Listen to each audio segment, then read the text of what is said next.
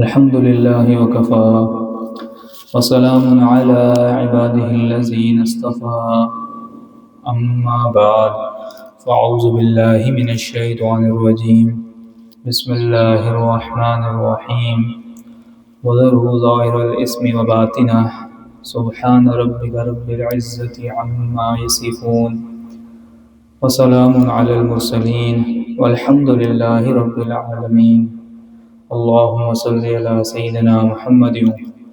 وعلى آل سيدنا محمد وبارك وسلم اللهم صل على سيدنا محمد وعلى آل سيدنا محمد وبارك وسلم۔ مقصد زندگی اللہ رب العزت کی بندگی ہے، مقصد حیات اللہ رب العزت کی یاد ہے۔ انسان نہ اپنی مرضی سے دنیا میں آتا ہے اور نہ ہی اپنی مرضی سے دنیا سے جائے گا۔ خوش نصیب ہے وہ شخص جو اس درمیان کی زندگی کو اللہ رب العزت کی مرضی کے مطابق گزار دیتا ہے۔ جس بندے کے لیے آسمان پر مغفرت کے فیصلے ہوتے ہیں، اللہ رب العزت اس دنیا میں اس کو استغفار کی توفیق دے دیتے ہیں۔ جس بندے کے لیے اللہ رب العزت آسمانوں پر نعمتوں کے بڑھانے کا فیصلہ کرتے ہیں تو اللہ رب العزت اس کو زمین پر شکر ادا کرنے کی توفیق دے دیتے ہیں۔ لَئِن شَكَرْتُمْ لَأَزِيدَنَّكُمْ۔ اور جس بندے کے لیے اللہ رب العزت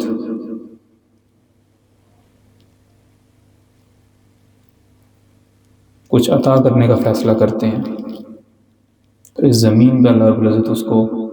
دعا کی توفیق دے دیتے ہیں۔ ادعونی استجب لکم، تو مجھے پکارو میں دعا قبول کروں گا۔ اللہ اکبر۔ جس بندے کو اللہ رب العزت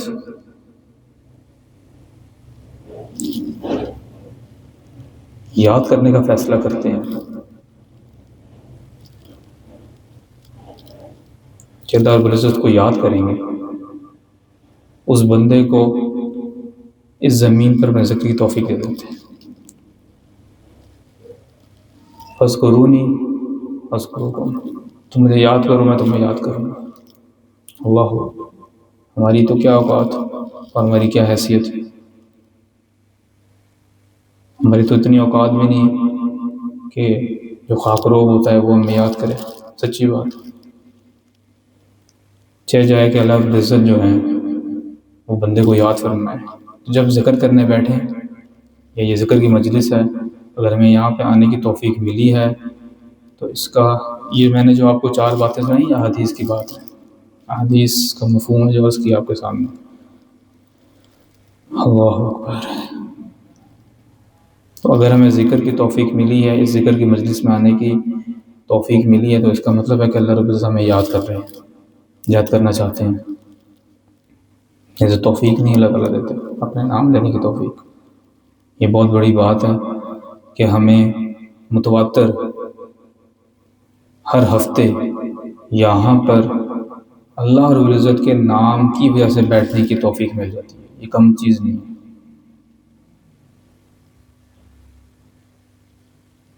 یہ بہت بڑی بات ہے، اس پہ اللہ تعالیٰ کا جتنا شکر ادا کریں اتنا کام ہے کہ اللہ رب العزت ہمیں یاد فرما رہے ہیں، ہمیں یاد کر رہے ہیں۔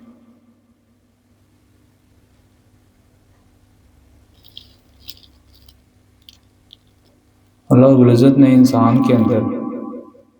2 قوتیں رکھی ہیں۔ ایک قوت اس کے اندر جو ہے وہ خیر کی ہے، جو اس کو نیکی کی طرف ابھارتی ہے۔ بیٹھے بیٹھے آپ کو خیال آ جاتا ہے یا نیکی کر لیں گے، چلو مسجد میں پیسے دے دیں، چلو غریب کی مدد کر لیں، کوئی مانگنے والا آیا اس کو دے دیا، کوئی بیمار تھا اس کی بیمار کرسی کے لیے آپ چلے گئے۔ تو یہ نیکی کی قوت ہے، انسان کو اندر سے جو ہے نا وہ ابھارتی ہے نیک کام کی طرف۔ ساتھ ہی اس کے ایک دوسری قوت ہے جو انسان کو گناہ کی طرف ابھارتی ہے، لذات کی طرف، دنیا کی جو کشش ہے، چمک دمک ہے، اس کی طرف کھینچتی ہے، انٹرٹینمنٹ کی طرف کھینچتی ہے، وہ شر کی قوت ہے، اور وہ نفس ہے اصل میں، وہ نفس ہے انسان کا۔ جب انسان روح پر محنت کرتا ہے تو اس کا نفس دبتا ہے اور روح کے کنٹرول میں آ جاتا ہے، اور تبھی انسان اپنے نیکی کے ارادے کو تکمیل تک پہنچا سکتا ہے، ادروائز جو ہے وہ بڑا مشکل ہو جاتا ہے۔ روح جو ہے اس کی مثال سوار کی ہے، اور جسم کی مثال جو ہے وہ سواری کی ہے۔ سوار اگر مضبوط ہوتا ہے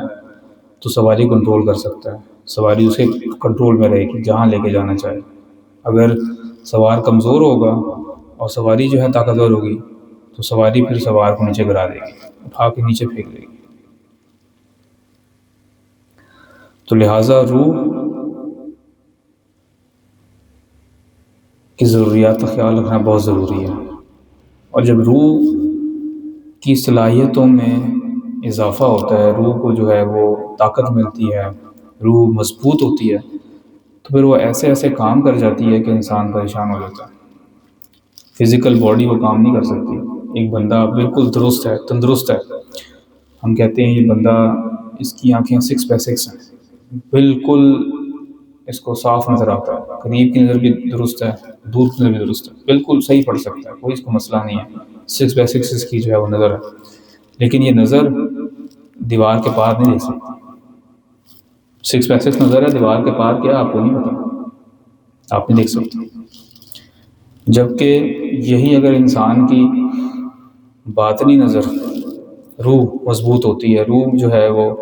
طاقتور ہوتی ہے، تو پھر یہی آنکھیں جو ہیں وہ اس پار بھی دیکھ لیتی ہیں۔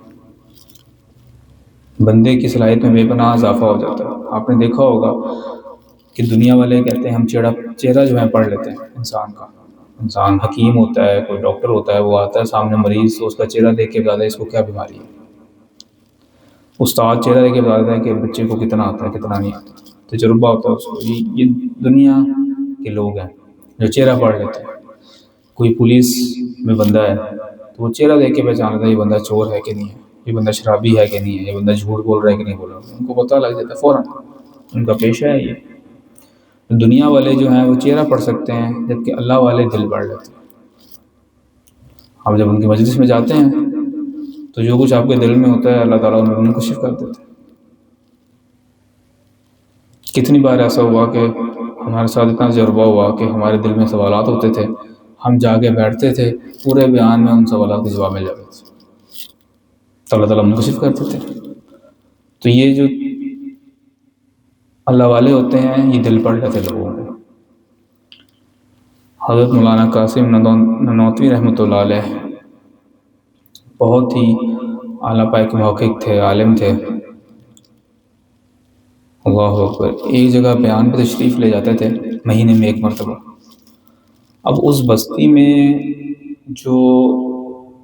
سنی لوگ تھے، ایک خاص مطلب وہ فالو کرنے والے، وہ زیادہ تھے، وہ تھوڑے تھے جہاں ان کا بیان ہوتا تھا، اور غیر سنی لوگ، دوسرے لوگ جو ہیں وہ زیادہ تھے۔ اب یہ سنی حضرات جو ہیں یہ حضرت سے وقت مانگ کرتے کہ آپ ہمارے پاس 1 مہینے میں 1 بار تشریف لے کے آئیں نا، تو حضرت نے جو ہے وہ ان سے وعدہ کر لیا، اور وہ ہر مہینے جو ہے وہ 1 مرتبہ تشریف لے جاتے تھے۔ اب اللہ والے تھے، وہاں جا کے جب بیان کرتے تھے تو لوگ بڑے متاثر ہوتے تھے، اور آہستہ آہستہ مجمع بڑھنا شروع ہو گیا، تو غیر سنی لوگ جو ہیں وہ بھی ان سے متاثر ہونا شروع ہو گئے، اور حضرت سے جو ہے نا وہ ان کا لگاؤ شروع ہو گیا، کیونکہ ان کے اللہ والوں کے بیان کے اندر جو ہے نا وہ الہیت ہوتی ہے، اخلاص ہوتا ہے، بس اور کچھ نہیں ہوتا۔ تو اب جب یہ معاملہ ہوا نا تو اس علاقے کے جو غیر سنی لوگ تھے نا وہ پریشان ہوئے کہ بھئی یہ کیا معاملہ ہے، اگر یہ صاحب اس طرح یہاں پہ آتے رہے یہ تو پورا کا پورا علاقہ جو ہے وہ تبدیل ہو جائے گا۔ اب انہوں نے جو ہے نا منصوبہ بنایا، انہوں نے کہا کہ ہم ایسا کرتے ہیں کہ جب بیان کے لیے آئیں گے نا اگلی بار، تو ہم اپنے میں سے نا کچھ بندے مقرر کرتے ہیں اور ان کو سوالات بتا دیں گے کہ بھئی آپ نے یہ سوالات ان سے کرنے ہیں، جیسے ہی بیان کے لیے وہ اسٹیج پہ بیٹھیں گے نا تو ایک بندہ کھڑا ہوگا، سوال ان سے پوچھے گا، حضرت اس کے سوال کا جواب دیں گے، ٹائم لگ جائے گا، پھر جیسے ہی اس کا سوال ختم ہوگا دوسرا بندہ کھڑا ہوگا، وہ سوال پوچھے گا۔ اس طرح ہم کرتے کرتے پورا وقت نکال دیں گے، اور جو بیان یہ کرنے آئے ہیں نا ان کا سارا وقت برباد ہو جائے گا، اور لوگ جو ہے وہ ایسے اٹھتے چلے جائیں گے، بے مقصد بیان ہو جائے گا۔ ہم تو انہوں نے یہ پلان پورا کیا، 10 بندے تیار کیے اور 10 بندوں کو 10 سوالات بتائے کہ تم نے یہ سوال کرنا ہے، تم نے یہ سوال کرنا ہے، تم نے یہ سوال کرنا ہے، اور مجمع میں ان کو جو ہے وہ بٹھا دیا مختلف جگہ میں، تاکہ کسی کو پتہ بھی لگے، ایک جگہ نہیں بٹھایا، مختلف جگہ کہ تم یہاں سے اٹھنا، تم یہاں سے اٹھ کر سوال کرنا۔ اب حضرت تشریف لے کے آئے، اور حضرت جب ممبر پہ بیٹھے تو حضرت نے کہا اللہ اکبر، اللہ تعالیٰ نے ان کے دل پہ جو ہے نا بات کھول دی۔ انہوں نے کہا کہ مجمع میں کچھ حضرات ہیں جن کے ذہن میں سوالات ہیں، تو آج دل کرتا ہے کہ میں ان کے ایک ایک سوال کا جو ہے جواب دوں۔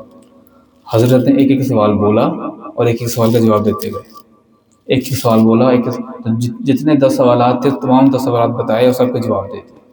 اور بیان کرتے چلے گئے۔ اب جو وہ غیر سنی لوگ وہاں بیٹھے تھے وہ بھی متاثر ہو گئے حضرت سے، وہ بھی حضرت متاثر ہو گئے، اور ان کی جو ہے نا وہ پیروکار بن گئے۔ یہ لوگ اور پریشان ہو گئے کہ یہ کیا معاملہ ہوا، ہم تو ان کو جو ہے وہ ان کا بیان بے مقصد کرنے آئے تھے، یہ تو الٹا ہمارے پر جو ہے بات بن گئی، جو ہم نے لوگ 10 تیار کی تھے الٹے ہمارے خلاف ہی ہوگا۔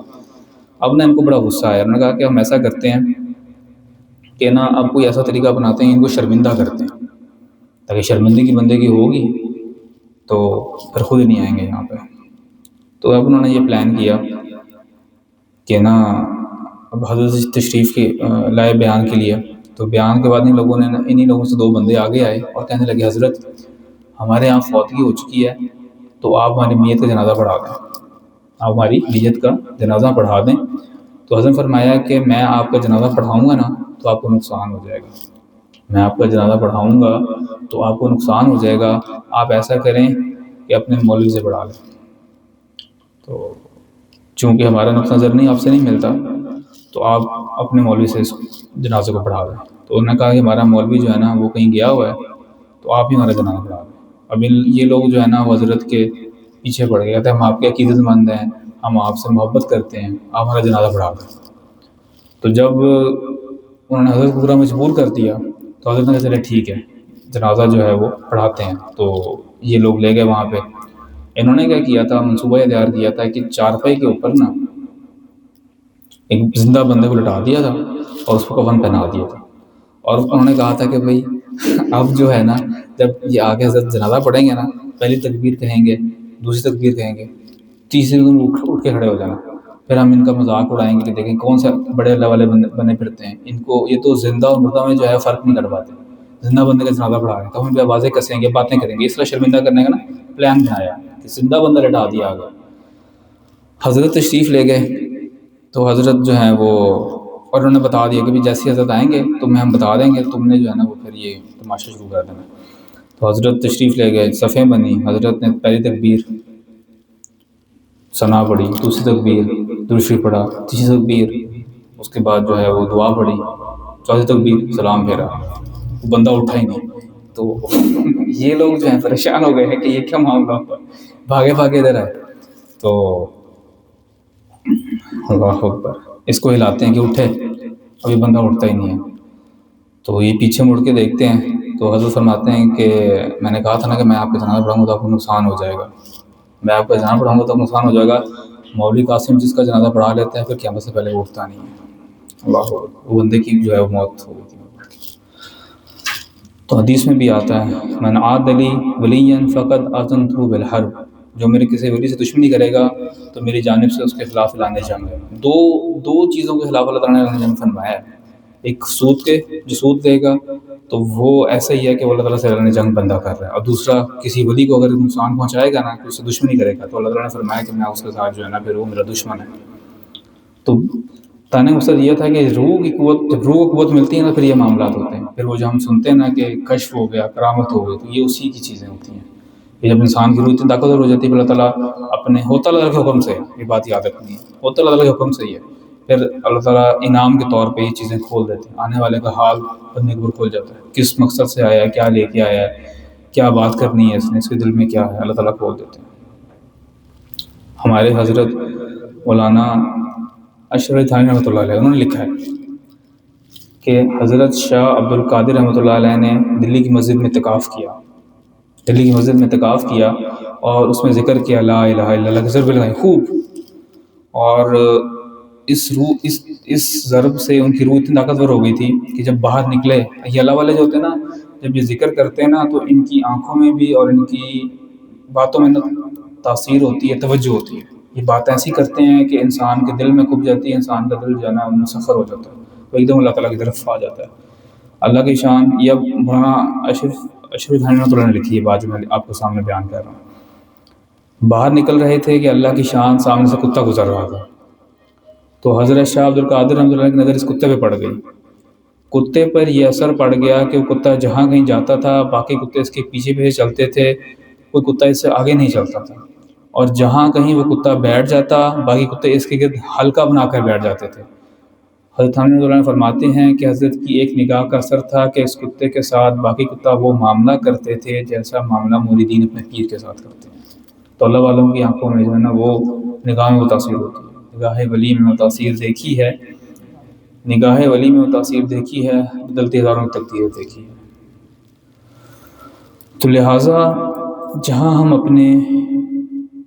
جسم کا خیال کرتے ہیں وہاں ہمیں چاہیے کہ ہم اس روح کا بھی خیال کریں، روح کو طاقتور بنائیں، اور روح کو طاقتور بنانے کا جو طریقہ وہ کیا ہے، عبادت ہے، اللہ تعالیٰ کا ذکر ہے، قرآن کی تلاوت ہے، مراقبہ ہے، یہ تمام اذکار ہیں، روزہ ہے، یہ تمام چیزیں روح کو جو ہے نا مضبوط بناتے ہیں۔ ہاں ایک آخری چیز ہے جو بڑی امپورٹنٹ ہے، اس کے بعد ہم اس کو ختم کرتے ہیں بیان کو، بڑی امپورٹنٹ بات ہے۔ کوئی شخص بیمار ہو جائے نا تو اس کے بعد اگر آپ اس کو اچھا کھانا بھی کھلائیں نا، اس کو اچھا کھانا فائدہ نہیں دے گا، بس کہ اس کی بیماری میں اضافہ کرے گا۔ آپ اس کو بہترین قسم کا کھانا دیں، اس کو ٹیسٹ بھی نہیں آئے گا، اس کا منہ کڑوا ہوا ہوگا، اور ہو سکتا ہے کہ اس کی بیماری بڑھ جائے، بیماری بڑھ جائے۔ تو ہاں جب روح بیمار ہو جائے نا تو پھر اس کی علاج کی ضرورت ہوتی ہے، روح اگر بیمار ہو جائے نا تو پھر اس کے علاج کی ضرورت ہے، پھر اس کو اگر آپ عبادت بھی کرائیں گے نا اس کو فائدہ نہیں ہوگا۔ دیکھیں روح کی بیماری کیا ہے کہ انسان کے اندر تکبر جیسے، یہ روحانی بیماری ہے۔ تکبر کیا ہے کہ میں کچھ چیز ہوں، میں کوئی بڑی چیز ہوں۔ تو ایک بندہ جو ہے جب وہ نمازیں پڑھنا شروع کرے گا، روح کو خوراک دے رہا ہے لیکن تکبر اندر موجود ہے، روح بیمار ہے، تو اس نمازیں پڑھنے سے اس کو مزید تکبر آئے گا، وہ کہے گا یار میں نمازی ہوں تو بے نمازی ہے، حقیر جانے گا دوسرے کو، خود اندر جو ہے وہ آنا پہ جتنی نمازیں زیادہ پڑھے گا، میں تو تہجد بھی پڑھتا ہوں، میں تو توابین بھی پڑھتا ہوں، میں تو اشراق بھی پڑھتا ہوں، یہ تو فرض نماز بھی نہیں پڑھتا، تکبر بڑھے گا۔ میں تو حج کر کے آ گیا، میں نے تو اتنے حج کر لیے، تکبر بڑھے گا، تم حاجی ہو گیا۔ تو جب یہ معاملہ ہو جائے نا تو پھر روح پھر عبادت بھی آپ کو فائدہ نہیں دے گی، پھر الٹے ٹریک پہ چلائے گی آپ کو۔ تو اس لیے جب روح بیمار ہو جائے تو پھر روح کے معالجین کے پاس جانا، جیسے انسان کا جسم بیمار ہو جاتا ہے تو انسان ڈاکٹر کے پاس جاتا ہے، علاج کرواتا ہے، دوائی لیتا ہے تاکہ کیا ہو، روح درست ہو جائے، اور تاکہ جسم درست ہو جائے، تاکہ انسان کھانا کھائے تو اس کو فائدہ ہو، اس کو طاقت ملے۔ نہیں تو وہی کھانا جو طاقتور ایک صحیح انسان کو طاقت دیتا ہے، ایک بیمار انسان کو وہ اس کی صحت کے لیے مضر بن جاتا ہے۔ بالکل یہی مثال ہے، اگر روح بیمار ہے تو آپ یہ عبادت بھی کریں گے نا تو وہ فائدہ کوئی نہیں ہوگا، الٹا آپ کے اندر حسد نکل ہی رہا، حسد تو ویسے ہی رہے گا، کینہ ویسے ہی رہے گا، غصہ آئے گا تو آپ چڑھ جاؤ گے۔ آپ نے دیکھا ہوگا ماشاءاللہ بڑے بارش لوگ ہوتے ہیں لیکن جب غصہ آتا ہے ایسی ایسی گندی گالیاں نکالتے ہیں کہ اللہ کی پناہ، بندے کو شرم آ جائے۔ تو جب یہ معاملہ ہو جائے کہ روح بیمار ہے تو پھر روح کے معالج کے پاس جائیں تاکہ آپ کی روح کا علاج ہو، وہ آپ کو دوائی بتائیں گے۔ دوائی کیا ہے؟ مراقبہ دوائی ہے، مراقبہ بذات خود مقصود نہیں ہے، مراقبہ دوائی ہے تاکہ آپ کے اندر اللہ کی محبت پیدا ہو، پھر آپ اللہ کا نام لیں تو آپ کو مزہ آئے۔ یہ جو وقوف قلبی یہ کیا ہے؟ یہ دوائی ہے آپ کے لیے، تاکہ جب آپ کو اس بات کا ہر وقت استدار رہنا شروع ہو جائے کہ اللہ تعالیٰ آپ کے ساتھ موجود ہیں۔ پھر آپ قرآن پڑھیں گے تو پھر آپ کیفیت عجیب ہوگی، پھر قرآن پڑھیں گے تو بہت مزہ بھی آئے گا، بہت فائدہ ہوگا، وہ پھر آپ کے اوپر تک جائے گی، پھر آپ کو پتہ لگے گا آپ اللہ کا کلام پڑھ رہے ہیں، کم چیز نہیں پڑھ رہے۔ لیکن روح اس کے لیے درست ہونا ضروری ہے، درست ہو۔ روح اگر تندرست نہیں ہوگی جتنا مرضی پڑھ، نمازیں جتنی مرضی پڑھتے رہے، صحابہ کرام نماز کے لیے نیت باندھتے تھے، پوری پوری رات گزار جاتی تھی، واہ پر کبیرہ، کیا ان کو اللہ تعالیٰ کو اپنے سامنے دیکھتے تھے؟ نماز میں جب نماز کی انسان نیت باندھتا ہے یہ، تو اللہ تعالیٰ اس کے سامنے ہوتا ہے، تو ہماری روح کو محسوس نہیں ہوتا، کیونکہ ہماری روح جو ہے گناہ سے آلودہ ہوتی ہے۔ تو لہٰذا روح کے معالجین کون ہیں؟ اللہ والے، اللہ والوں کی محفل ہے، ذکر کی محفل ہے۔ اس سے انسان کا زنگ جو ہے دل کا وہ اترتا ہے، اور انسان جو ہے اس کی روح کو جو ہے شفا ملتی ہے۔ تو اللہ تعالیٰ سے درخواست ہے، اللہ تعالیٰ سے دعا ہے کہ اللہ تعالیٰ ہمارے اس مسجد کو قبول فرمائے۔ یہ حدیث میں نے نا کل پڑھی تھی، اور یہ پڑھنے کے بعد جو ہے نا ایک عجیب کیفیت طاری ہو گئی تھی، میں نے کہا میں یہاں ضرور بیان کروں گا، حالانکہ اس کا ہمارے سے کوئی ڈائریکٹ لنک نہیں تھا ہمارے موضوع سے۔ تو میں یہ سمجھتا ہوں کہ اللہ تعالیٰ نے ہمیں توفیق دی یہاں بیٹھنے کی، تو یہ اللہ تعالیٰ کا بڑا فضل اور احسان ہے۔ اور یقین جانے مجھے اس مجلس کا جو ہے نا وہ انتظار رہتا ہے پورے ہفتے، صرف اس لیے انتظار رہتا ہے کہ دیکھیں یہاں پر آپ لوگ آگے بیٹھتے ہیں نا، آپ لوگوں یہاں پہ بیٹھنا، یعنی کہ یہاں پہ آپ جو آگے بیٹھتے ہیں کوئی دنیاوی غرض نہیں ہے، میرے سے کوئی آپ کی دنیاوی غرض پوری نہیں ہو رہی، یا میری کوئی دنیاوی غرض پوری نہیں ہو رہی، تو یہ بات میں اس بات کی گواہی دیتا ہوں کہ آپ لوگ یہاں پہ آگے بیٹھتے ہیں تو آپ اخلاص سے بیٹھتے ہیں، تو آپ لوگوں کے اخلاص کی برکت سے اللہ تعالیٰ ہم پر فضل فرما جاتے ہیں، میری بھی جو ہے بگڑی بن جاتی ہے، میری بھی جو ہے وہ کہہ لیں کہ دعائیں قبول ہو جاتی ہیں، یا اللہ تعالیٰ کا فضل ہو جاتا ہے۔ تو میں اس لیے اس مجلس کا انتظار کرتا رہتا ہوں، اور کوئی وجہ نہیں ہے کہ یہاں پر ہم واللہ ہی صرف اللہ تعالیٰ کی وجہ سے، اس کے نام کی وجہ سے یہاں پہ آ کے بیٹھتے ہیں، اور قطعاً کوئی چیز مقصود نہیں ہوتی۔ آپ لوگوں کا اخلاص ہوتا ہے، اس وجہ سے مجھے اس مجلس کا جو ہے نا وہ ہر ہفتے انتظار رہتا ہے کہ مجلس ہو تو ہم اس میں جو ہے وہ اللہ تعالیٰ کا ذکر کریں اور دعا مانگیں۔ بہرحال اللہ تعالیٰ دعا ہے کہ اللہ تعالیٰ ہماری اس مجلس کو قبول فرمائیں، اور جب اللہ تعالیٰ نے ہمیں توفیق دی ہے کہ اپنا نام لینے کی، تو اللہ تعالیٰ ہماری دعاؤں کو قبول فرمائے، اللہ تعالیٰ اپنے کریم میں شامل فرمائے۔ وآخر دعوانا الحمد للہ رب العالمین۔